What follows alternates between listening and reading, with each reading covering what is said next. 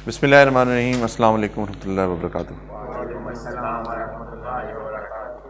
उम्मीद करता हूँ कि आप सब लोग बखैर रफ़ियत होंगे, ठीक ठाक हैं जी। गुड। जो कल पढ़ा था उसको उम्मीद करता हूँ कि आपने घर जाके रीड आउट नहीं किया होगा। नहीं किया? अच्छा, पढ़ के आए, रिवाइज करके आए या नहीं करके? Reasonable assurance is negative form of assurance. Reasonable assurance is negative form of assurance.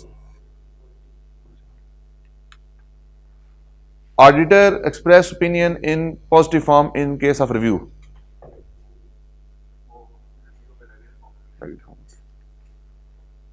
It's the responsibility of the auditor to detect the fraud. Who has the responsibility?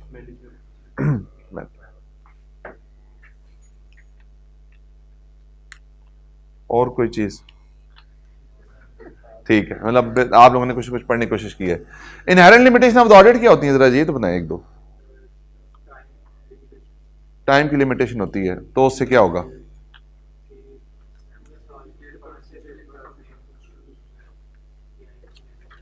और इसके अलावा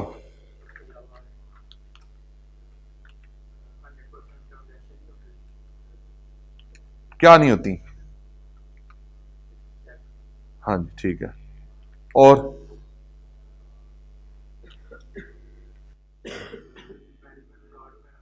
वेरी गुड, वेरी गुड, ठीक है। मतलब आप लोगों ने कुछ ना कुछ घर जाके नहीं पढ़ा लेकिन याद है।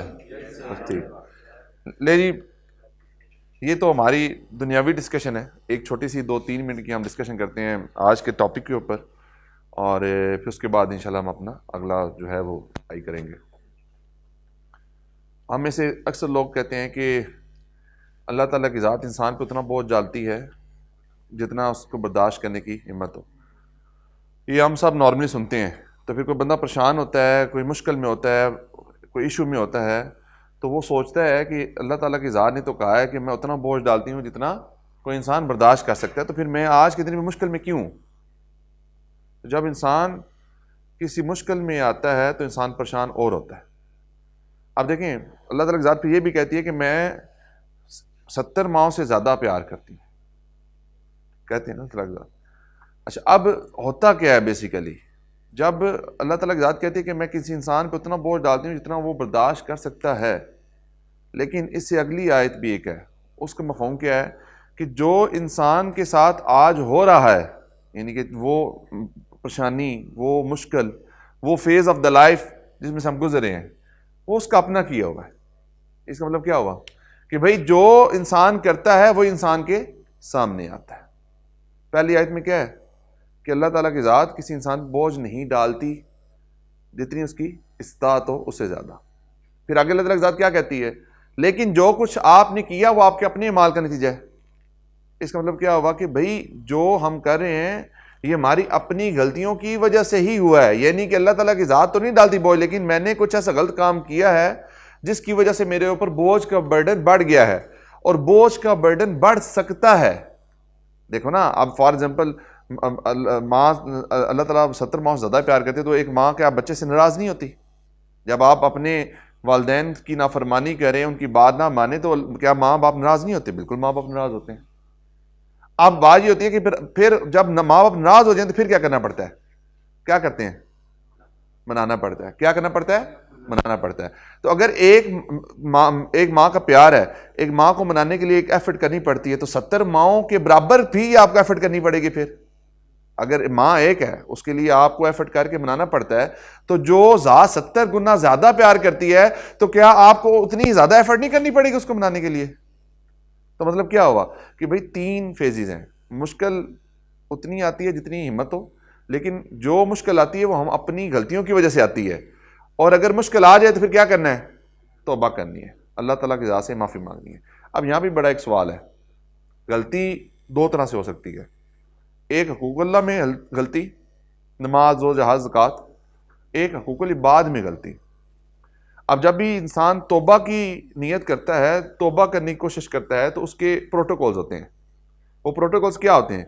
सबसे पहले आप कन्फेस करें अपनी गलती को, फिर ये तहिया करें कि आज ये जो गलती हो गई है ये दोबारा गलती करने की कोशिश नहीं करनी। और फिर अगर हकूकुल्लाह में कोई कमी रह गई है तो अल्लाह ताला की ज़ात से माफ़ी मांगे, और अगर हकूकुल इबाद में कमी रह गई है तो फिर क्या करें? जिस बंदे के साथ आपने ज़्यादती की है उससे जाके क्या करें?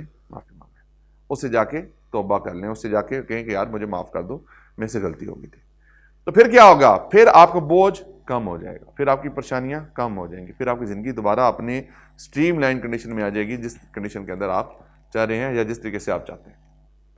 तो बेटा ये ज़िंदगी ख़त्म हो जानी है, इसमें जो आपके इर्द गिर्द लोग हैं उनका भी ख्याल रखें और हकूकुल्लाह का भी ख्याल रखें। कितने बच्चों ने नमाज़ पढ़ी है आज? माशाल्लाह, गुड। क्यों नहीं पढ़ी है आपने? फिर भी नहीं पढ़ी? अच्छा, फिर 2 मिनट बाद फिर 7 बजे आँख खुली? नहीं, ऐसे नहीं करते। जो पहली आँख खुल जाए उसके ऊपर फ़ौरन उठ जाए, क्योंकि शैतान इतना गलबा फिर करेगा आपके ऊपर नींद का कि आपको फिर दोबारा आँख नहीं खुलेगी। लेकिन पहली दफ़ा आँख खुलेगी, हर बंदे की आँख खुलती है। ये ऐसी बात नहीं कि आँख नहीं खुलती, आँख खुलती है। उसके बाद इंसान खुद ही कहता है अच्छा अभी उठता हूँ। जो अभी उठने वाली बात होती है वो शैतान की बात होती है। तो अगर आप पहली आँख खुलते सारे उठ के बैठ जाएँ तो समझें कि शैतान का जो है वो असर ख़त्म हो गया। नहीं जी, आज की डिस्कशन को हम आगे अपना फॉर्मली स्टार्ट करते हैं। चैप्टर 1 के अंदर कुछ एरियाज हमारे रहते हैं, उसको भी हम छोड़ रहे हैं फॉर टाइमिंग 1-2 दिन के लिए, और चैप्टर 2 की डिस्कशन को हम थोड़ा सा आगे आगाज करने जा रहे हैं। हमने स्टेप्स इन ऑडिट पढ़े थे।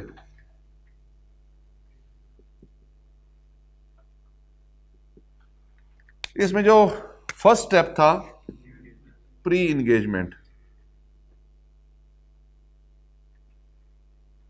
इसमें हमने कुछ चीजें की थी कि हमें कुछ क्लाइंट को एक्सेप्ट करने के प्रोसीजर लगाने होते हैं। जब हम क्लाइंट की एक्सेप्टेंस की बात करते हैं तो यहां पे 2 तरह की वैल्यूएशन होती है। कितनी तरह की वैल्यूएशन होती है जी? 2 तरह जी? नहीं, वो बेटा ये अभी वो काफी सारी वैल्यूएशन है, लेकिन अभी हम उस क्लाइंट को एक्सेप्ट करने से पहले क्लाइंट के पर्सपेक्टिव से चीजों को देख रहे हैं। एक क्लाइंट को एक्सेप्ट करने से पहले एक क्लाइंट की वैल्यूएशन होती है, दूसरी फर्म की वैल्यूएशन होती है। अब आपके समझ में आ गया कि क्लाइंट की वैल्यूएशन और फर्म की वैल्यूएशन में फर्क क्या है? देखें, मैंने उस दिन बात की थी कि जिस क्लाइंट के साथ आप तल्लक बनाने जा रहे हैं, जिस क्लाइंट के साथ आप अपना रिलेशनशिप बिल्डअप करने जा रहे हैं, अगर उस क्लाइंट का बिजनेस ही इलीगल है पाकिस्तान में, तो क्या आप उसको ऑडिट कर सकते हैं? नहीं कर सकते। तो हमें क्या उस क्लाइंट को एक्सेप्ट करना चाहिए? नहीं करना चाहिए। और अगर फिर भी मैं एक्सेप्ट कर लेता हूं तो फिर क्या मसला है? मैं खुद भी ईमानदार नहीं हूं, मैं खुद भी ध्यानदार नहीं हूं। क्यों? क्योंकि मुझे अपना जाती मुफाद आगे है, इस वजह से मैं उस क्लाइंट को क्या किए जा रहा हूं? एक्सेप्ट किए जा रहा हूं, हालांकि मुझे उसको एक्सेप्ट नहीं करना चाहिए।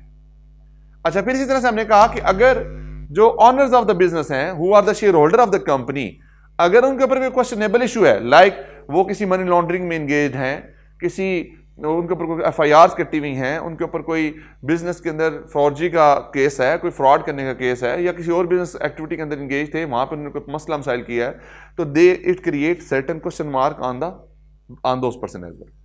फॉर एग्जाम्पल, एक पोलिटिकल एक्सपोज पर्सन है, पेप है, तो उसके ऊपर क्या प्रॉब्लम होगी कि वो पोलिटिकल एक्सपोज है, आपके ऊपर क्या करेगा? वो प्रेशर डालने की कोशिश करेगा। इस अगर किसी के ऊपर ऑलरेडी केस है तो क्या उसने जो अपनी बुक्स ऑफ अकाउंट्स मेंटेन करवाई होंगी, क्या वो ठीक तरीके से मेंटेन कराई होंगी? कभी भी नहीं कराई होंगी। तो जब हम क्लाइंट की वैल्यूएशन की बात करते हैं तो यहां पे 3 चीजों की वैल्यूएशन होती है, 1, 2 and 3। First is the business, first is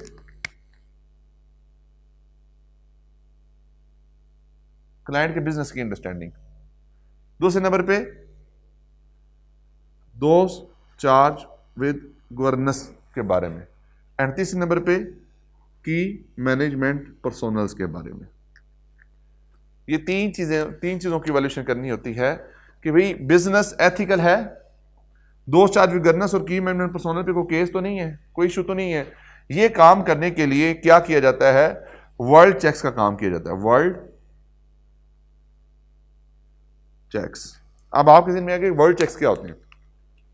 आप अगर अकाउंट ओपन करवाने जाएं तो बैंकर्स आपसे CNIC की डिटेल लेते हैं, आपकी पासपोर्ट की डिटेल लेते हैं, अगर अवेलेबल हो तो उसके बाद उस डिटेल को एक सॉफ्टवेयर के अंदर इनपुट किया जाता है और वहां से फिर एनोमलीज को जनरेट किया जाता है। फॉर एग्जांपल अगर नाम क्या जी आपका, हमजा, अगर हमजा जो है ये क्लाइंट के बोर्ड ऑफ डायरेक्टर है और मेरे पास वर्ल्ड चेक का सॉफ्टवेयर नहीं है, तो फिर मैं क्या करूंगा, फिर मैं लिखूंगा हमजा आगे इन्वर्टेड कामा फ्रॉड। कहां पे लिखूंगा मैं, गूगल पे। फिर मैं हमजा के नाम के आगे स्कैम, फिर हमजा के नाम के आगे स्कैंडल। अब मैं ये क्यों कर रहा हूं सारे काम। अब देखिए हमजा के नाम से लिखेगा तो हमजा के नाम से सबसे ऊपर किसका नाम आएगा, तुम्हारा नाम नहीं आएगा।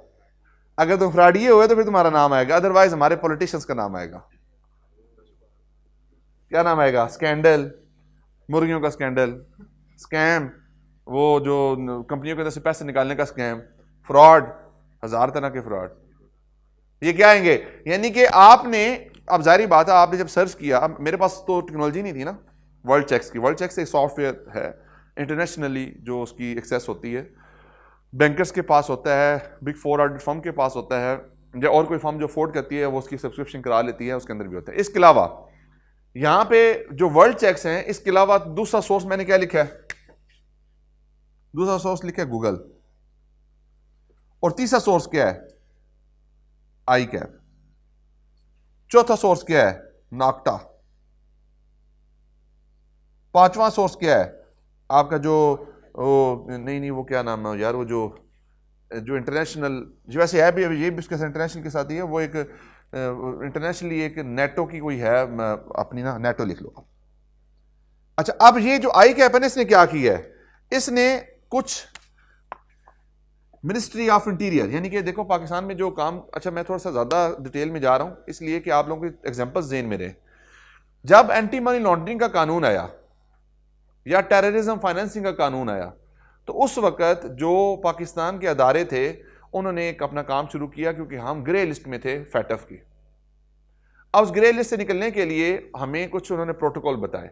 उन प्रोटोकॉल में क्या थे कि भाई जो दहशतगर्द हैं उनके अकाउंट बंद कर दिए जाए, जो प्रिस्क्राइब्ड पर्सन है, जो बेसिकली ठीक लोग नहीं है, उनके साथ बिजनेस की टर्म्स को ना लेके चला जाए, उनकी हर चीज आप खत्म कर दें, उनको ऑडिट भी ना करें, उनकी कंपनी भी फॉर्म ना करें, उनके कुछ भी काम आपने नहीं करने। वो डाटा कहां पे आया, आई कैप की वेबसाइट पे जाते हैं, वहां पे एंटी मनी लॉन्ड्रिंग का एक टैब है, उसमें जाकर क्लिक करते हैं, वहां पे 3-4 तरह की लिस्टें आती हैं। एक वो लिस्टें हैं जो प्रोहिबिटेड ऑर्गेनाइजेशन है पाकिस्तान में, एक वो बंदों की लिस्ट है जो force casual of the anti terrorism act जो है उसके अंदर उनके नाम मौजूद है। फिर एक वो लिस्ट मौजूद है जो आपकी इंटरनेशनल ऑर्गेनाइजेशंस ने मेंटेन की हुई है फॉर द इंटरनेशनल टेररिस्ट, तो एक वहां पे वो भी लिस्ट मौजूद है। अगर मेरे पास वर्ल्ड चेक का सॉफ्टवेयर में नहीं है तो कोई बात नहीं, मैं गूगल पे जा सकता हूं, गूगल पे जाके ये 3 वर्ड लिखूं, सर्च कर लूं। अगर मेरे पास गूगल का भी प्रोटोकॉल मौजूद नहीं है तो फिर जो नेक्टा है, नेटो है, या जो इंटरनेशनल ऑर्गेनाइजेशन की लिस्ट हैं वो अवेलेबल होती हैं, वो अप टू डेट होती हैं, मैं वहां पे भी जाके कंट्रोल एफ करूंगा और सर्च करके मैं किसी बंदे के बारे में इंफॉर्मेशन ले सकता हूं कि उस बंदा जो है वो ठीक है या नहीं है। इवन ऑर्गेनाइजेशन के भी नाम होते हैं। फादर बुल्स ने कहा जी कि अगर नॉर्थ कोरिया है वो पूरे का पूरा वहां पर बिजनेस किसी के साथ नहीं कर सकते। अच्छा, फिर जो border area of the Pakistan है ये बड़े नॉमिनेटेड है, इनके साथ बिजनेस डील आप नहीं कर सकते, या करनी है तो आपको बड़ा कुछ सोच समझ के करना पड़ेगा। तो ये कुछ स्पेसिफिक एरियाज होते हैं जो आपको क्लाइंट के बारे में रिसर्च करने के अंदर हेल्प आउट करते हैं। तो ये बताएं कि क्लाइंट की इवैल्यूएशन आपको समझ आई है कि क्यों करते हैं, किस वजह से करते हैं और किस तरीके से करते हैं। क्लियर जी?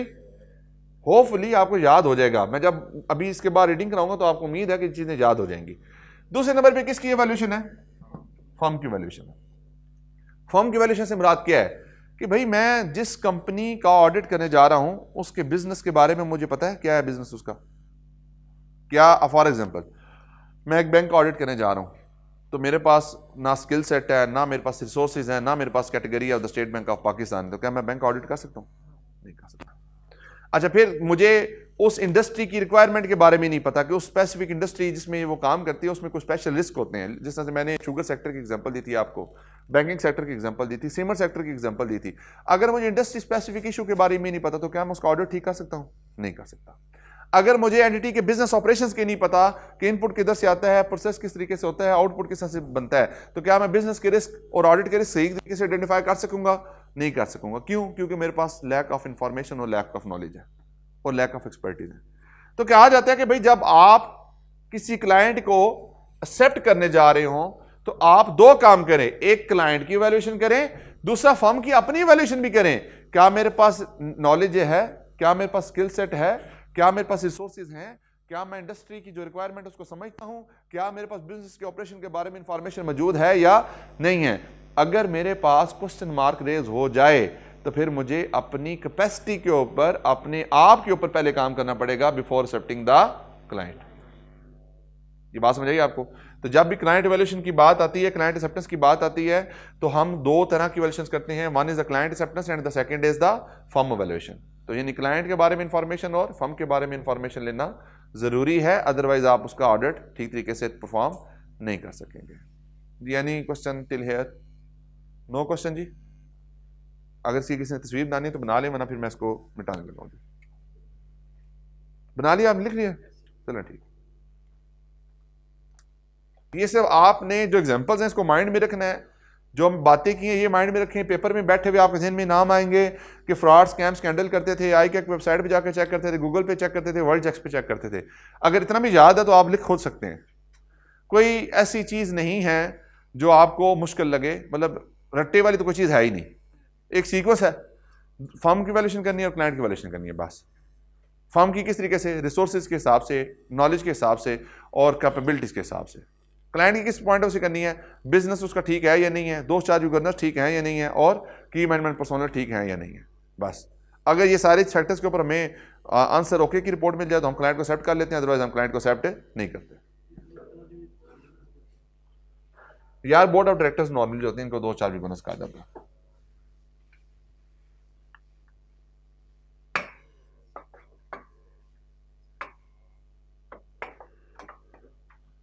वर्ड पे फोकस करो ना। दोज चार्ज, वो लोग जो जिनके पास राइट है किसका? गवर्नेंस का। गवर्नेंस क्या होता है? रूल करने की पावर, गवर्न करना। अच्छा जी, फिर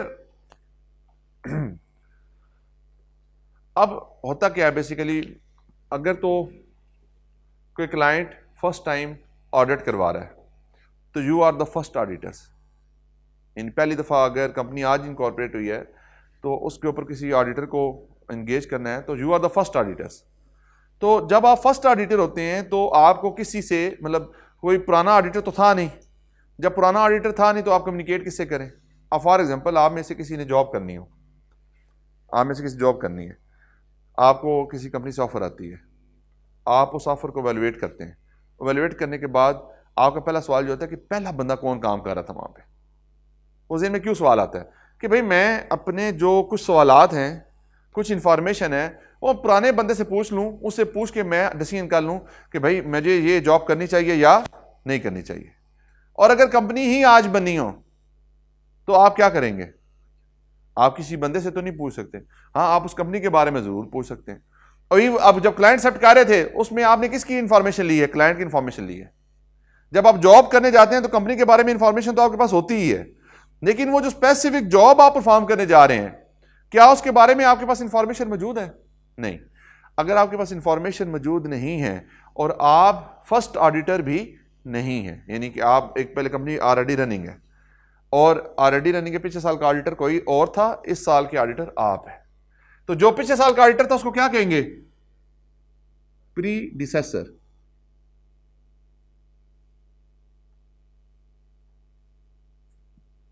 और जो आप हैं ये क्या है जी? करंट कह लें, इनकमिंग कह लें, इनकमिंग कह लें, सक्सेसर कह लें।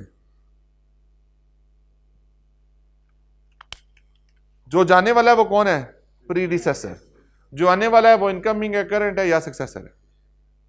अच्छा, अब अगर ये जो ये आउटगोइंग है ना,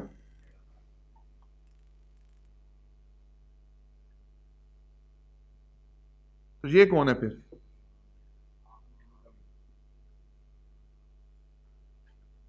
अच्छा, वैसे ना इसके ऊपर ना बहुत ज़्यादा कोड ऑफ एथिक्स में बहुत ज़्यादा डिटेल्स हैं, लेकिन क्योंकि आपके सिलेबस में बहुत ज़्यादा डिटेल मौजूद नहीं है तो जितना बुक में लिखा हुआ है उस हद तक ही मैं आपको एक्सप्लेन करूंगा, उसके बाद जो है इसको कंक्लूड कर देंगे। ठीक है जी। इन दोनों के दरमियान कौन है? क्लाइंट। पहले ये ऑडिट कर रहे थे, अब ये वापस इन्होंने कर दिया ऑडिट, और अब उसकी जगह पे कौन ऑडिट कर रहा है? इनकमिंग। तो अभी ये वाली लाइन बेशक मिटा दें। तो इन्होंने ऑडिट वापस किया, तो ऑडिट किसके पास चला गया? इनके पास।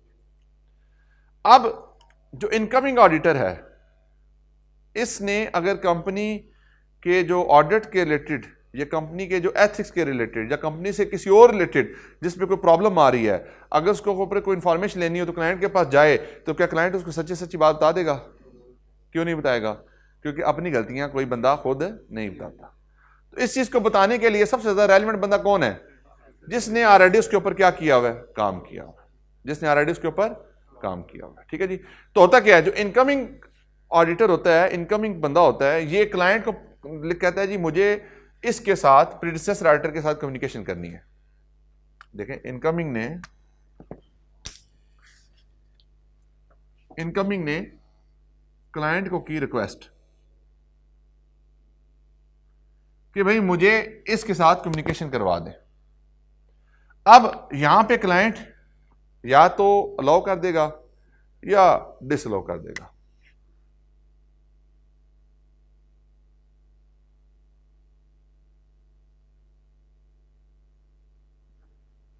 अब अलाउ कर दे, अगर अब देखें इनकमिंग ऑडिटर को क्लाइंट ने अलाउ कर दिया to communicate with predecessor auditor, तो ये क्या करेगा? इनकमिंग ऑडिटर इसको एक लेटर लिख देगा, यानी कि क्लाइंट को रिक्वेस्ट की, रिक्वेस्ट अलाउड होगी तो आपने वो रिक्वेस्ट किसको भेज दी? प्रीडिसेसर ऑडिटर को भेज दी। अच्छा, दूसरी ऑप्शन क्या है? इनकमिंग ऑडिटर ने रिक्वेस्ट की क्लाइंट को और क्लाइंट ने डिसअलाउ कर दिया कि नहीं भी आप कम्युनिकेट नहीं कर सकते, तो आप क्या करेंगे? सबसे पहले से पूछेंगे रीजन। अगर तो उसकी रीजन जस्टिफाइड हो तो फिर आप अल्टरनेटिव प्रोसीजर्स की तरफ जाएंगे। अब इतना ही बुक में लिखा हुआ है। अब अल्टरनेटिव प्रोसीजर्स क्या होते हैं? जाहिर बात है, आप एक कम्युनिटी में काम कर रहे हैं, एक एरिया में काम कर रहे हैं, तो वहाँ पे आप दूसरे बंदों को जानते होते हैं। तो मैं थर्ड पार्टी टेस्ट कर लूँगा, मैं किसी और बंदे से इन्फॉर्मेशन ले लूँगा, मुझे नहीं क्लाइंट्स की इन्फॉर्मेशन मेरी ना मिले, मैं अपने लिंक्स, अपनी PR, अपने रिसोर्सेज को यूज़ करूँगा, मैं किसी क्लाइंट के बारे में पूछ लूँगा कि वो क्लाइंट कैसा है। या फॉर एग्जाम्पल मुझे प्रीडिसेसर ऑडिटर नहीं बता रहा कि क्यों छोड़ के जा रहा हूँ, तो मुझे मार्केट में खबरें तो मौजूद होती हैं कि ऑडिटर ने क्यों रिजाइन किया है या मैनेजमेंट ने इसको क्यों अपॉइंट नहीं किया, तो उसके बारे में इंफॉर्मेशन तो होती है। तो मैं फिर अगर इनकमिंग ऑडिटर, इनकमिंग बंदा, क्लाइंट उसको डिसअलाउ कर दे, तो फिर इनकमिंग ऑडिटर की जिम्मेदारी होती है कि वो उसको वैल्यूएट करे एंड देन डिसाइड करे कि उसने इस क्लाइंट को एक्सेप्ट करना है या नहीं करना। देखें, इनकमिंग ऑडिटर ने रिक्वेस्ट की क्लाइंट को कि मुझे अलाउ किया जाए, मैं कम्युनिकेशन कर सकूं प्रीडिसेसर ऑडिटर के साथ। इनकमिंग ऑडिटर को क्लाइंट ने डिसअलाउ कर दिया, तो फिर इनकमिंग ऑडिटर की जिम्मेदारी है कि वो खुद वैल्यूएट करे और चीज़ों को समझकर किसी और इंफॉर्मेशन के थ्रू, किसी और लिंक के थ्रू डिसाइड करे कि उसने किसी क्लाइंट को एक्सेप्ट करना है या नहीं करना। ठीक होगी बात? दूसरी बात क्या है? इनकमिंग ऑडिटर ने क्लाइंट को रिक्वेस्ट की, अगर अलाउ कर दिया जाए कम्युनिकेशन करने के लिए, क्लाइंट ने अलाउ कर दिया, क्लाइंट ने अलाउ कर दी। जब अलाउ किया तो इनकमिंग ऑडिटर ने प्रीडिसेसर ऑडिटर को लेटर लिख दिया। इसे कहते हैं प्रोफेशनल क्लियरेंस लेटर। जो लेटर लिखा जाता है उसको कहा जाता है जी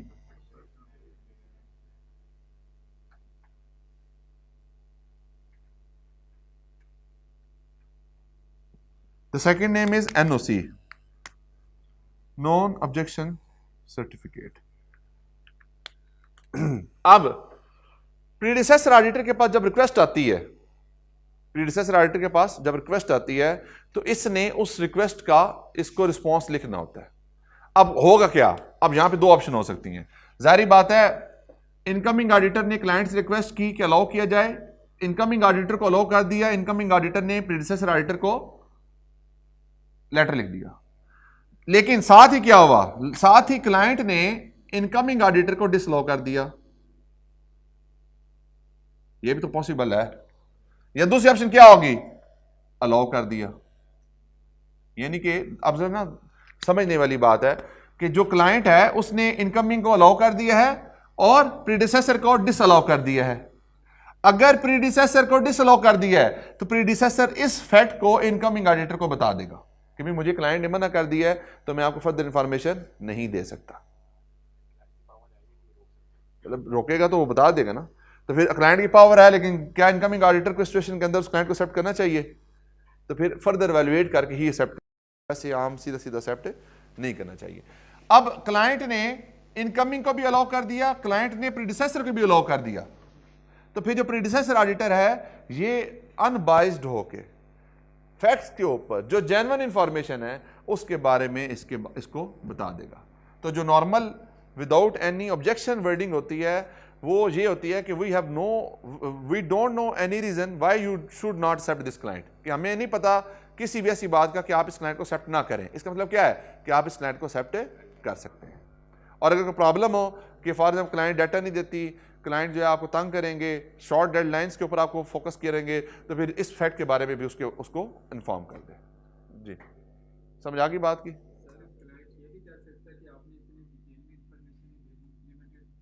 देखो वो तो ऑडिटर की एक्सेस, ऑडिटर की है ना कि ऑडिटर उसको किस तरीके से यूज़ करके अपना ऑडिट एविडेंस ऑब्टेन करता है। अगर ऑडिटर समझता है कि भाई लिमिटेड इन्फॉर्मेशन के साथ मैं sufficient appropriate audit evidence obtain कर लूँगा तो ठीक है।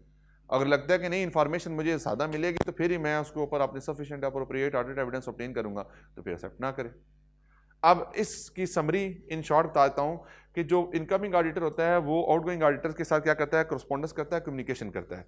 उस कम्युनिकेशन करने के लिए क्लाइंट से रिक्वेस्ट मांगी जाती है। क्लाइंट अगर अलाउ कर दे तो प्रीडिसेसर ऑडिटर को लिख दिया जाता है। जब प्रीडिसेसर ऑडिटर को लिखा जाता है तो वो क्लाइंट उसको भी अलाउ या डिसअलाउ कर सकता है। तो क्लाइंट ने अगर अलाउ किया हुआ है तो अपनी इंफॉर्मेशन जो है अनबाइज्ड होकर कॉन्फिडेंशियलिटी के प्रिंसिपल्स को सामने रखते हुए वो इनकमिंग ऑडिटर को बता दे। और अगर क्लाइंट ने उसको डिसअलाउ कर दिया तो फिर इस फैक्ट को डिस्क्लोज कर दे कि भाई मुझे क्लाइंट ने ये इन्फॉर्मेशन देने से रोक दिया है। This is called the communication between the incoming auditor and the outgoing auditor. अभी भी मैंने कुछ थोड़ा ज़्यादा ही करा दिया है जो बुक में लिखा हुआ है, सिर्फ समझाने के लिए। अदरवाइज होना क्या था कि आधी इन्फॉर्मेशन आपको समझ आनी थी, बाकी कई सवाल आपके ज़हन में रह जाने थे कि ये फिर ऐसे नहीं तो ऐसे कैसे करेंगे, ये ऐसे नहीं तो वैसे क्यों करेंगे। तो मैंने इसलिए फिर थोड़ा सा ज़्यादा इसको एक्सप्लेन कर दिया। जी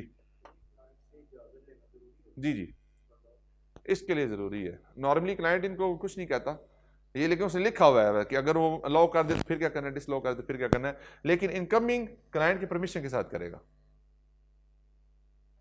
ठीक होगी जी बात? यहां तक कोई किसी का एतराज, कोई प्रॉब्लम नहीं है। अब ये दो चीजें पढ़ी, इसकी हम रीडिंग कर लेते हैं।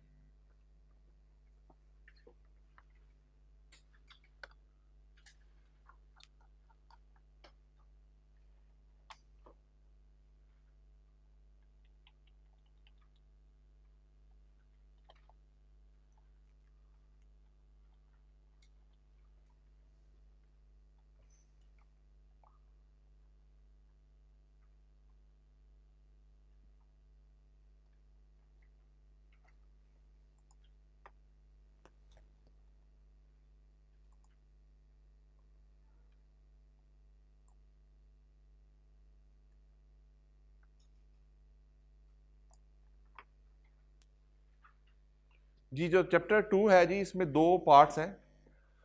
एक में एंगेजमेंट लेटर से रिलेटेड एरियाज हैं, बल्कि 3 पार्ट्स हैं। चैप्टर 2 के 3 पार्ट्स हैं जी। पहला एरिया जो है वो आपका कोड ऑफ एथिक्स से रिलेटेड है, दूसरा एरिया एंगेजमेंट लेटर से रिलेटेड है, तीसरा एरिया आपका जो है क्वालिटी कंट्रोल से रिलेटेड है। ये 3 टॉपिक्स जहाँ पे हमारे कवर होते हैं, code of ethics, engagement letter और क्वालिटी कंट्रोल। ये चैप्टर 2 के अंदर 3 हमारे चीज़ें हैं जी। अच्छा जी, अब यहाँ पे बेसिकली जो 1.1 है इसको आप आर मटेरियल कर दें, और 1.2 से हम शुरू करते हैं। 1.2 में कहता है accepting an audit appointment ethical matter, यानी कि जब भी आप किसी क्लाइंट को एक्सेप्ट करने जा रहे होते हैं तो एक्सेप्टेंस से पहले कोड ऑफ एथिक्स की कौन सी रिक्वायरमेंट को आपको फॉलो करना है। तो इसमें कहते हैं code I cap code of ethics section 320, यानी कि जो कोड ऑफ एथिक्स है इसमें आगे फर्दर सेक्शंस बने हुए हैं। उस सेक्शन का जो 320 है वो डील करता है ethical requirement relating to the client acceptance. Procedure that auditor must follow to assure that their appointment is valid. आगे कहते हैं note you should refer to the letter chapter on the ethics for explanation of the ethical terms and principle refer to below, यानी कि जो यहाँ पे कुछ चीज़ें एडिशनल आएंगी उनके लिए चैप्टर 13 जो है वो आपके लिए रेलिवेंट होगा। लेकिन फॉर द टाइमिंग इस हद तक जिस हद तक हमने पढ़ा है उस हद तक हम यहाँ पे एक्सप्लेनेशन उसकी देख लेते हैं जी। क्योंकि कोड ऑफ एथिक्स आप लोग अपने टैक्सेशन के सब्जेक्ट में पढ़ते हैं, बाकी जो सब्जेक्ट्स उसमें कुछ ना कुछ इसकी एक ब्रीफ हल्की फुल्की जो है वो इन्फॉर्मेशन मौजूद है। तो इसलिए आई बिलीव कि आपको कुछ ना कुछ बेसिक अंडरस्टैंडिंग ज़रूर मौजूद है जी।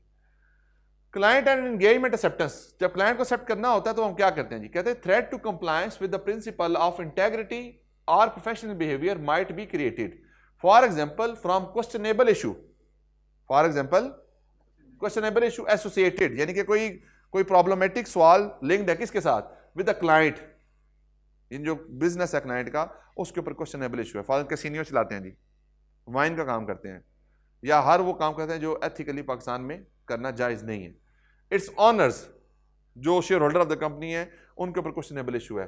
मैनेजमेंट और एक्टिविटीज, जब भी क्लाइंट के बिजनेस के बारे में, क्लाइंट के दोस्त चार्ज विद गवर्नेंस के बारे में, क्लाइंट के ऑनर्स के बारे में कोई क्वेश्चनेबल इशू हो, क्वेश्चनेबल इशू क्या होता है, एथिकल कोई क्वेश्चन हो, जिसमें कोई फ्रॉड का केस हो, जिसमें कोई ब्राइबरी का केस हो, जिसमें कोई बिजनेस की एक्टिविटी के ऊपर केस हो, जिसमें लॉ एंड रेगुलेशन के साथ नॉन कंप्लायंस का केस हो, तो कहते हैं जब इस तरह की कोई क्वेश्चनेबल इशू हो तो issue that if known might create such a threat include client involvement in illegal activities, dishonesty, questionable financial reporting practice और अदर अनएथिकल बिहेवियर। तो जब ये सारे मामलात हों तो फिर आपको क्या हो जाना चाहिए, आपको प्रीकॉशंस हो जाना चाहिए, आपको चीज़ों को अच्छे तरीके से समझना चाहिए कि भाई जब ये मसाइल निकल आए तो मुझे क्या क्लाइंट को एक्सेप्ट करना चाहिए या नहीं करना चाहिए। ये जो बात हम कर रहे हैं किसकी कर रहे हैं, क्लाइंट के बारे में, ये भी क्लाइंट के असेसमेंट कर रहे हैं। कहता है factor that are relevant in evaluating the level of such threat include, कि जब भी आप देखेंगे कि ये मेरे लिए थ्रेट ज्यादा है या नहीं है तो उसमें क्या करेंगे, ऑब्टेन करें knowledge and understanding of the clients, its owner, management and those charge with governance and business activities. आप नॉलेज लें लोगों के बारे में, बिजनेस के बारे में, और वहां से आप डिसीजन करें कि ये क्लाइंट ठीक है या नहीं। इस काम को करने के लिए कौन कौन से काम करने किए जाते हैं, ये पहला स्टेप है, इसको करने के लिए आप प्रैक्टिकली क्या काम करते हैं। अभी मैंने बताया भाई, वर्ल्ड चेक्स करेंगे, गूगल के ऊपर जाएंगे, वहां देखेंगे, कंपनी के बिजनेस के बारे में अंडरस्टैंडिंग लेंगे। और भाई भूल भी क्यों इतना जल्दी, जब क्लाइंट की वैल्यूएशन करते हैं तो ये काम नहीं करते भाई, यहां पे लिखा हुआ करना है, मैंने आपको ये भी बता दिया किस तरीके से करना है, आप तो याद रहना चाहिए ना। फिर कहते हैं the client commitment to address the questionable issue, for example through improving corporate governance practices और इंटरनल कंट्रोल। और अगर फॉर एग्जांपल कोई इशू निकल आए, कोई प्रॉब्लम निकल आए, तो क्लाइंट उसको किस तरीके से एड्रेस करती है, ये बड़ा मैटर करती है। फॉर एग्जांपल कि कंपनी के डायरेक्टर्स जो थे उनके ऊपर कोई क्वेश्चनेबल इशू था, तो आप क्लाइंट कहते हैं जी इनको हमने रिमूव कर दिया बोर्ड ऑफ डायरेक्टर से, ये आप बोर्ड ऑफ डायरेक्टर का पार्ट नहीं रहे, ये हमें भी पता है जो प्रॉब्लम है, ये केस की बात करें बिल्कुल हमें पता है, अब ये हमारे बिजनेस का हिस्सा नहीं है। और या इसी तरह से अगर किसी CFO के बारे में कोई प्रॉब्लम निकला है तो आप कहें जी बिल्कुल प्रॉब्लम थी, हमने इनको रिमूव कर दिया है। इससे कोई बिजनेस के बारे में कोई प्रॉब्लम निकला है, जी ठीक है जी हमने इसको लीगल कंप्लायंस को इंश्योर कर लिया, ये हमारी करंट करस्पॉन्डेंस है, ये जो बिजनेस है अब हमारा ठीक है, इसके अंदर कोई प्रॉब्लम नहीं है। तो पहले क्या है, क्वेश्चनेबल इशू को आइडेंटिफाई करना, और जब क्वेश्चनेबल इशू निकल आए तो फिर उसको क्या करना है, एड्रेस करना। तो ये दोनों काम हो जाए तो फिर क्या किया जा सकता है, क्लाइंट को एक्सेप्ट किया जा सकता है। तो ये क्लाइंट की वैल्यूएशन है। और भाई भूल भी इतना जल्दी बोलना नहीं चाहिए, वैसे समझ आ गई है, क्लियर है, कोई इशू तो नहीं जी। अच्छा आगे चलें। फिर आगे कहते हैं जी कि जब जाहिर बात है यहां तक क्लाइंट की वैल्यूएशन, तो फिर आगे इससे आगे क्या है, फर्म की वैल्यूएशन। अब फर्म देखे कि फर्म के पास क्या उस तरह की कॉम्पिटेंसीज कैपेबिलिटीज हैं काम करने की या नहीं। कहते हैं ए सेल्फ इंटरेस्ट, जाती मफाद, to the compliance with the principle of professional competence and due care is created. For example आपके पास कैपेबिलिटी नहीं है, आपके पास स्किल सेट नहीं है, आपके पास रिसोर्सेज नहीं है, तो फिर अगर आप फिर भी उस क्लाइंट को एक्सेप्ट करते हैं तो फिर आपका अपना जाती मफाद आगे है, क्लाइंट की सर्विसेज क्या है पीछे। इसका मतलब ये है, कहते हैं जी created the engagement team does not possess और can not acquire the competencies to perform the professional services. अगर आपके पास कॉम्पिटेंसीज नहीं है और आपके पास कैपेबिलिटी नहीं है, आपके पास रिसोर्सेज नहीं है, और फिर भी आप क्लाइंट को एक्सेप्ट करते हैं, तो फिर कौन सा इशू है जी, सेल्फ इंटरेस्ट थ्रेट है, आपका जाती मफाद का मकसद है यहाँ पे। ठीक है जी। कहते हैं जी अब इस लाइन को एवेल्युएट करने के लिए, यानी कि वाकई ये मसला है या नहीं, कहता करें क्या, factor that are relevant in evaluating the level of such threat include an appropriate understanding of the nature of the client business. कि सबसे पहले आप सवाल करें, अब ये सवाल कौन कर रहा है, फर्म अपने आप से, कि हमारे पास क्लाइंट के बिजनेस की इंफॉर्मेशन है, कंप्लेक्सिटी ऑफ इट्स ऑपरेशन, क्या हमें इसके बिजनेस की कंप्लेक्सिटीज के बारे में पता है, रिक्वायरमेंट ऑफ द एंगेजमेंट, जो हम काम करने जा रहे हैं उसकी रिक्वायरमेंट क्या है, ऑडिट करना है, रिव्यू करना है, क्या करना है, the purpose, nature and scope of the work to be perform, जो हम काम करने जा रहे हैं उसका पर्पस क्या होगा, उसका स्कोप क्या होगा और किस तरीके से उसको परफॉर्म किया जाएगा। ये सवालात आप अपने आप से करें। फिर कहते हैं जी knowledge of the relevant industries or subject matter, क्या आपके पास स्पेसिफिक नॉलेज है इंडस्ट्री का? आपको पता है कि इनपुट के अंदर अगर फॉर इनपुट गन्ना आता है तो उसको प्रोसेस किस तरह से करके चीनी बनाई जाती है, क्या आपके पास इंफॉर्मेशन है? या कैपिटल एडुकेसी रेशो 15% बैंक से मेंटेन करनी है, आज इंडस्ट्री का नॉलेज है कि जो मिनिमम कैपिटल की रिक्वायरमेंट है वो 10 बिलियन की है, ये इंडस्ट्री की रिक्वायरमेंट है, तो क्या आपके पास इंडस्ट्री का नॉलेज है? एक्सपीरियंस विद रेलिवेंट रेगुलेटरी या रिपोर्टिंग रिक्वायरमेंट, तो जो अकाउंटिंग स्टैंडर्ड्स लगते हैं, जो लॉ एंड रेगुलेशन लगते हैं, फॉर एग्जांपल सेल टैक्स की परसेंटेज किस बेसिस पे लगती है, फॉर एग्जांपल आपका विदहोल्डिंग टैक्स किस तरीके से कटता है, फॉर एग्जांपल जो अकाउंटिंग स्टैंडर्ड्स हैं उसकी एप्लीकेशन किस तरीके से होती है, तो क्या आपके पास उस तरह की एक्सपीरियंस है? क्या आपने काम किया हुआ है? ये सवाल कौन कर रहा है? ऑडिटर अपने आप से कर रहा है। फिर क्या कहते हैं जी, the existence of quality control policies and procedure design to provide reasonable assurance, तो जो फर्म के अंदर क्वालिटी मेंटेन करनी है, तो क्या उस क्वालिटी को मेंटेन करने के लिए आपके पास स्किल सेट और रिसोर्सेज हैं? क्या आपके पास पूरी टीम है? क्या स्ट्रक्चर है? क्या हायरार्की है? क्या रिव्यू का मैकेनिज्म है? क्या सुपरविजन का मैकेनिज्म है? This question is to be addressed by the auditor itself. तो ऑडिटर इन चीजों को खुद वैल्यूएट करता है। अब आपके जिन में सवाल आएगा कि ऑडिटर अपने काम को खुद किस तरह से वैल्यूएट कर लेगा, सवाल आया या नहीं आया? देखो ना, मैं खुद ही अपने आप से सवाल कर रहा हूं ना, तो इसमें होता क्या है, फर्म के अंदर डिपार्टमेंट्स होते हैं, फर्म के अंदर क्या होते हैं? डिपार्टमेंट्स होते हैं। ये जो ऑडिट डिपार्टमेंट है, ये क्वालिटी कंट्रोल डिपार्टमेंट या रिस्क मैनेजमेंट डिपार्टमेंट के साथ कोऑर्डिनेशन करता है और इन क्वेश्चंस को एड्रेस करता है। और यहां पे अगर चीजें हमारे लिए एक्सेप्टेबल हो तो हम क्लाइंट को एक्सेप्ट कर लेते हैं, अगर चीजें हमारे लिए एक्सेप्टेबल ना हो, हमें समझ ना आती हो, तो फिर हम क्लाइंट को एक्सेप्ट नहीं करते। ये बात समझ आ गई जी? आपको समझ आ गई जी? ठीक हो गई जी? आपको भी समझ आ रही है?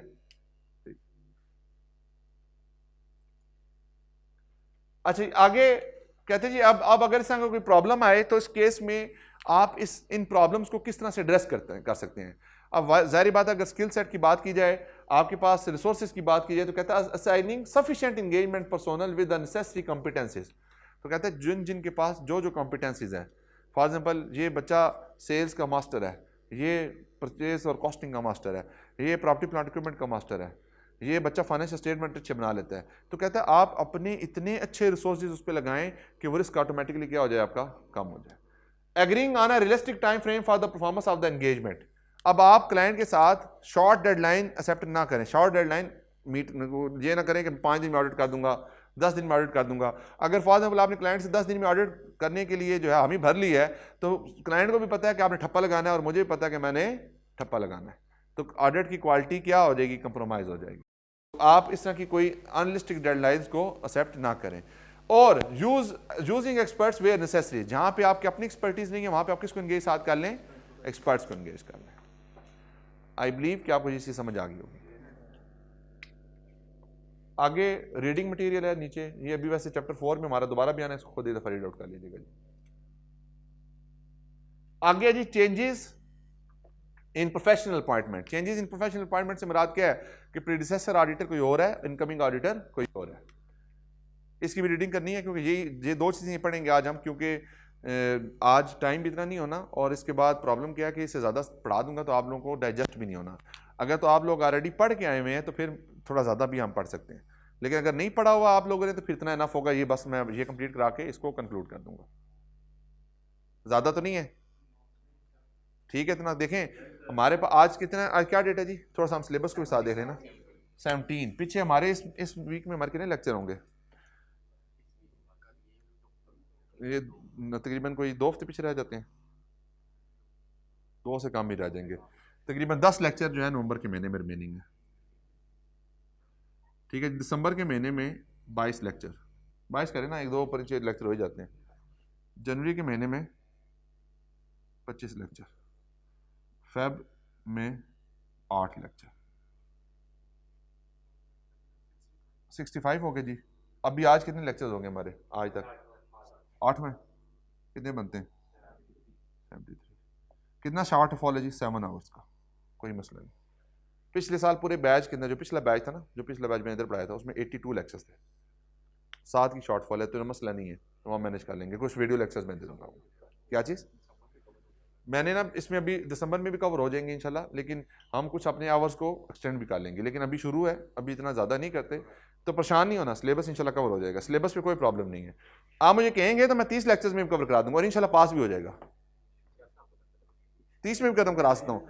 लेकिन मैं बता रहा हूं, लेकिन ये लेक्चर्स ठीक हैं, अगर हमारे 70 लेक्चर्स भी हो जाते तो बड़े हैं। क्या चीज? यही करेंगे, लेकिन अभी नहीं करेंगे ना, थोड़ी ये दफा आप यूज टू हो जाएं, थोड़ा चीज़ों को आप फोकस करना शुरू करें, फिर हम 1.25 घंटे की क्लास कर लिया करेंगे, 2 की कर लेंगे। परेशान नहीं होना, परेशान है नहीं होना,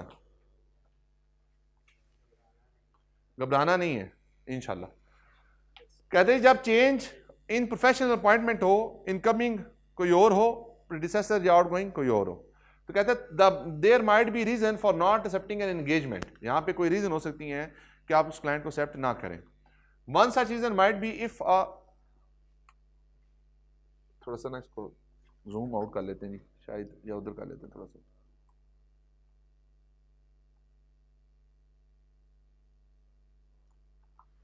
कहते हैं one such reason might be if a threat created by the fact and circumstances can not be addressed by applying safeguard. कहते हैं आप क्लाइंट को एक्सेप्ट कर लें, जब चेंज इन प्रोफेशनल अपॉइंटमेंट होती है उसमें प्रॉब्लम ये हो सकती है कि अगर आपने क्लाइंट को एक्सेप्ट कर लिया, हो सकता है कि आपको एक्सेप्ट नहीं करना चाहिए था क्योंकि उसका कोई हल नहीं है। फॉर एग्जांपल अगर प्रीडिसेसर राइटर कहते हैं क्लाइंट डाटा नहीं देता या अकाउंटिंग इशूज है उसके ऊपर बात नहीं मानता, तो ये ऐसे मसाइल हैं जिसकी वजह से आप क्लाइंट को तो एक्सेप्ट कर ही नहीं सकते। भाईजान क्लास में प्रेजेंट रहे, आगे आके बैठे, उठे उठो, शाबाश शाबाश। For example there might be a self-interest threat to the compliance with the principle of professional competence and due care if chartered accountant accept the engagement before knowing all the relevant fact। अगर मैंने कोई investigation ही नहीं की, अगर मैंने कोई information ही नहीं ली, देखें 2 तरह काम थे। जब क्लाइंट को एक्सेप्ट कर रहा था तो एक मैंने अपने काम खुद कर लिए जिसमें क्लाइंट के बिजनेस के बारे में अंडरस्टैंडिंग ले ली, क्लाइंट के पर्सोनल्स के बारे में अंडरस्टैंडिंग ले ली, क्लाइंट के बिजनेस एक्टिविटी के बारे में अंडरस्टैंडिंग ले ली, फिर मैंने अपनी फर्म को भी वैल्यूएट कर लिया। लेकिन हो सकता है अभी भी कुछ ऐसी इंफॉर्मेशन हो जो मेरे पास मौजूद ना हो, क्योंकि जो मेरे अभी तक प्रोसीजर लगे वो क्या है, वो लिमिटेड है टू माई इंफॉर्मेशन। वो आपकी इंफॉर्मेशन जो है वो डिफरेंट है, मेरी इंफॉर्मेशन डिफरेंट है, आपका ऑलरेडी एक्सपीरियंस है, आप बेहतर एक्सप्लेन कर सकते हैं। तो जब चेंज इन प्रोफेशनल अपॉइंटमेंट होती है तो क्या करना चाहिए होता है, प्रीडिसेसर राइटर के साथ भी कम्युनिकेट करना होता है। अब ये बात उसकी कार है, ये बात उसकी कार है। अब इसको बेशक पहला पैराग्राफ पूरा लिखा हुआ है, इसको बेशक आप और मटेरियल लिख लें, ये सी मटेरियल है, ये भी सी मटेरियल है। कहता है जी कम्युनिकेटिंग विद द एग्जिस्टिंग और प्रीडिसेसर अकाउंटेंट, यानी कि जो आपका आउटगोइंग बंदा है उसके साथ कम्युनिकेशन किस तरह से की जाएगी। ए प्रपोज अकाउंटेंट कौन है, incoming, will usually need the client permission. इसको किसकी परमिशन चाहिए होती है, क्लाइंट की permission, preferably in writing to initiate discussion with the existing or predecessor accountant। यानी कि आज के दिन के ऊपर ये सेम वही बात पे आ जाएं, जो इनकमिंग है, सक्सेसर है, इनकमिंग को क्या चाहिए होती है, क्लाइंट की परमिशन चाहिए होती है, क्या करने के लिए, प्रीडिसेसर राइटर के साथ कम्युनिकेशन करने के लिए। यहां तक बात सेम यही है। आप कहते हैं if unable to communicate with the existing और प्रीडिसेसर अकाउंटेंट, अगर हम प्रीडिसेसर अकाउंटेंट के साथ कम्युनिकेट ना कर पाए, 2 रीजन हो सकती है ना, क्लाइंट ने परमिशन नहीं दी तब भी कम्युनिकेशन नहीं होगी, या मैंने उसको लेटर लिखा उसने जवाब नहीं दिया। अगर लेटर लिखा मतलब क्लाइंट ने परमिशन दे दी, मैंने उसको लेटर लिखा, लेटर का जवाब नहीं आया, फिर क्या करूं, एक बार फिर लेटर लिख दूं, एक बार फिर लेटर लिख दूं, फॉलो अप लेटर। जब फॉलो अप लेटर लिखूंगा तो उससे फिर जवाब आ जाए, लेकिन ये भी पॉसिबिलिटी है फिर जवाब ना आए। अब क्लाइंट ने अलाउ भी कर दिया लेकिन मेरे पास जवाब नहीं आया, या क्लाइंट मुझे डिसअलाउ कर दे, तो मेरे पास इंफॉर्मेशन तो मौजूद नहीं है। तो कहते हैं in such cases the proposed accountant shall take other reasonable steps to obtain information about any possible threat. तो फिर अदर इंफॉर्मेशन के थ्रू जो अदर फैक्टर्स होते हैं उनको कंसीडर करके फिर आप डिसीजन कर लें कि आपने क्लाइंट को एक्सेप्ट करना है या नहीं करना। ठीक होगी जी बात, यहां तक कोई इशू, यहां तक कोई इशू नहीं है जी, पक्की बात है। अच्छा जी, आगे यहां पे उसने ये नहीं बताया किस तरीके से काम करेंगे, मैंने वो भी आपको एक्सप्लेन कर दिया किस तरीके से काम करेंगे, अभी तक आपके लिए इतना इनफ है। फिर कहते हैं communicating with the proposed accountant, यानी कि ये किसकी रिस्पांसिबिलिटी है, ये आउटगोइंग की रिस्पांसिबिलिटी है। ये काम किसका था, इनकमिंग का। ये इनकमिंग किसको लिख रहा है, प्रीडिसेसर को। ये कौन लिख रहा है, आउटगोइंग किसको लिख रहा है, इनकमिंग को। कहते हैं व्हेन एग्जिस्टिंग और predecessor accountant is asked to respond to a communication from a proposed accountant, the existing or predecessor accountant shall comply with relevant laws and regulation governing the request and provide information honestly and unambiguously. जो आपको information मांगी जाए आप उसको factors को consider करते हुए सही सही इंफॉर्मेशन जो है वो क्लाइंट को क्या करें, कम्युनिकेट करें। कहते हैं an existing predecessor accountant is bound by confidentiality, जो आपको इंफॉर्मेशन मिले उसको आपने किसी को डिस्क्लोज नहीं करना। Whether the existing predecessor accountant is permitted और required to discuss the affairs of the client with the proposed accountant will depend on the nature of the engagement and whether the existing or predecessor accountant has permission from the client to the discussion। क्या उसके पास existing या predecessor accountant के पास client की इजाजतनामा मौजूद है discuss करने के लिए, यानी ये चीज कंसीडर की जाए। and the legal and ethical requirement relating to such communication and disclosures which might be vary by jurisdiction। तो उन आप अपने जो इलाके की अपने एरिया की जो jurisdictions हैं उसको फॉलो करके आप उसका जवाब देंगे। यानी कि ये जो सेकंड पैराग्राफ है ये आउटगोइंग इनकमिंग को लिख रहा है और ये पैराग्राफ जो इनकमिंग है ये आउटगोइंग को लिख रहा है। यानी पहले मैंने परमिशन मांगी, उसने उस परमिशन के ऊपर मुझे लिख दिया। यानी एनओसी हमेशा कौन लिखता है, इनकमिंग आउटगोइंग को लिखता है, और एनओसी का जवाब कौन देता है, आउटगोइंग इनकमिंग को देता है। समझाइए बात की, नहीं आई, नहीं आई ना, मुझे समझ आ गया। इनकमिंग ऑडिटर एनओसी लेटर किसको लिखेगा, आउटगोइंग को, और आउटगोइंग उसका क्या करेगा, जवाब देगा इनकमिंग को, बस रिप्लाई देगा। समझ आ गया आप?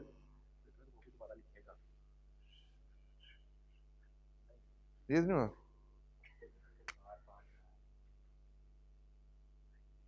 नहीं,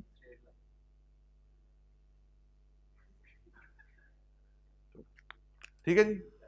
किसी का कोई सवाल, कोई इशू, कोई प्रॉब्लम? नहीं प्रॉब्लम जी। आज के दिन की डिस्कशन इतनी काफ़ी है। ये नीचे एडिशनल वर्क है, इसको आपने खुद पढ़ लेना है कि सम टाइम कोई क्लाइंट रिक्वेस्ट करता है आप एक्स्ट्रा काम कर दें, तो क्या आप वो काम करना चाहिए या नहीं करना चाहिए। सेम यही बात है कि आप प्रेडिसेसर अकाउंटेंट से पूछ लें कि वो सेम काम करता था या नहीं करता था और उसके अंदर क्या मसाइल होते थे, अकॉर्डिंगली फिर आप उसको बेहतर तरीके से समझ सकते हैं। अभी किताबें मान नहीं करनी, 2 मिनट है, जल्दी जल्दी अपने जो पढ़ा अभी हमने इसको रीड आउट करें, जल्दी करें जी। Open the books and read out the things which we have discussed.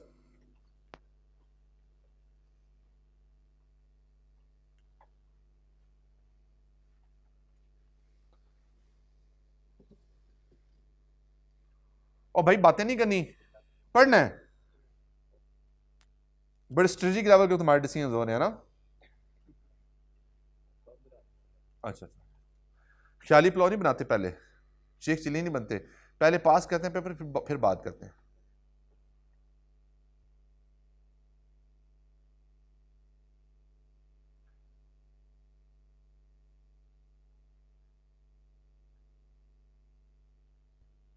जी समझ आ रहा है जी आप लोगों को या नहीं आ रहा समझ? क्लियर है? जो कॉन्सेप्ट बिल्डिंग है वो बड़ी ज़रूरी है, रट्टा नहीं लगाना। रट्टा मैं जानवर बताऊं, आज लगाएं कल भूल जाएंगे, गारंटेड, लिखवा ले मेरे से बात। और अगर भूल गए तो फिर कोई फ़ायदा नहीं। क्या चीज़? दोबारा रट्टा लगा, कितना रट्टा लगा सकते हो, फिर भूल जाएगा। तो फिर ये जो बच्चे कहते हैं ना आखिरी दिन तक वो मेरे से तो रिवीजन नहीं हुई, वो रट्टे वाले लोग होते हैं। जिसे समझ के पढ़ा होता है उसको भूलता नहीं है, इशारा ही काफ़ी होता है, जो समझ के पढ़ उसका इशारा ही काफ़ी होता है, समझ आ जाती है उसको।